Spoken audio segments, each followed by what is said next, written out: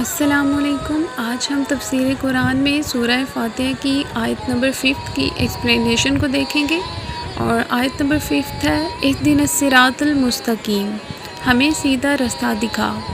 جیسے آپ کسی بھی انسٹیٹیوٹ پہ چلے جائیں تو آپ پہلے اپلیکیشن دیتے ہیں نا کہ فلاں انسٹیٹیوٹ ہے اور میرے پاس فلاں کمیونیکیشن سکلز ہیں اور میں اس جاب کے لیے ایلیجیبل ہوں، تو آپ ایک اپلیکیشن، ایک عرضی پیش کرتے ہیں۔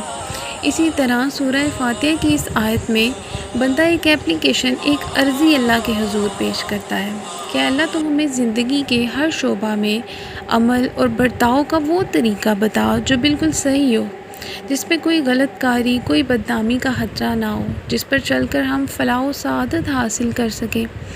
تو بیسیکلی یہ ایک گزارش ہے کہ اللہ تو ہمیں اس بھول بھلیا جیسی زندگی میں حقیقت نفس سے آگاہ کر۔ تو یہ تو ہو گیا انسان کی اپنی اپلیکیشن جو انسان اللہ تعالیٰ کے حضور پیش کرتا ہے۔ اب اللہ رب العزت کیا فرماتے ہیں؟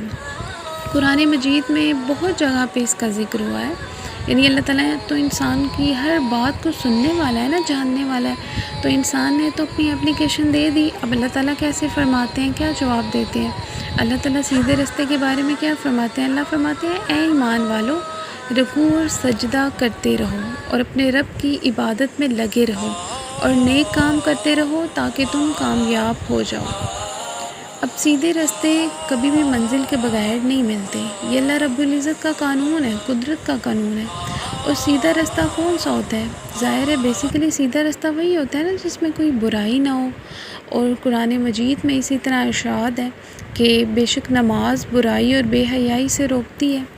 تو اسی طرح ہم دیکھتے ہیں کہ صوفیاء اور اولیاء کرام جو ہیں وہ کس طرح ہمیں سیدھے راستے کی طرف رہنمائی کرتے ہیں۔ ایک اگزامپل سے استفادہ کرتے ہیں اس چیز کا۔ حضرت ابو الخیر اقدہ سے کسی نے پوچھا کہ مجھے وہ رستہ بتائیں جس سے اللہ رب العزت ملے، کہ اللہ کی طرف کون سا رستہ جانے والا ہے؟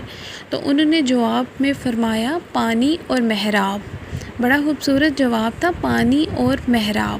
ساحل نے پوچھا جناب میں نے آپ سے فرمایا ہے کہ مجھے وہ رستہ بتائیں جو اللہ رب العزت کی طرف جائے، اور آپ کہہ رہے ہیں کہ پانی اور محراب۔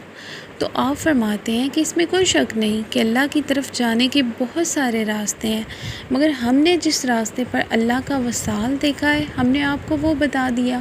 تو انہوں نے کہا کہ دو راستے ہیں، پانی اور محراب۔ اب پانی کے اندر وضو کا اشارہ ہے اور محراب کے اندر نماز کا اشارہ ہے۔ تو یعنی سیدھے راستے سے مراد وہ رستہ ہے جو اللہ رب العزت کی طرف جائے۔ Now the explanation of 5th آیت completed۔ دعاؤں میں یاد رکھیے اللہ نگہبان۔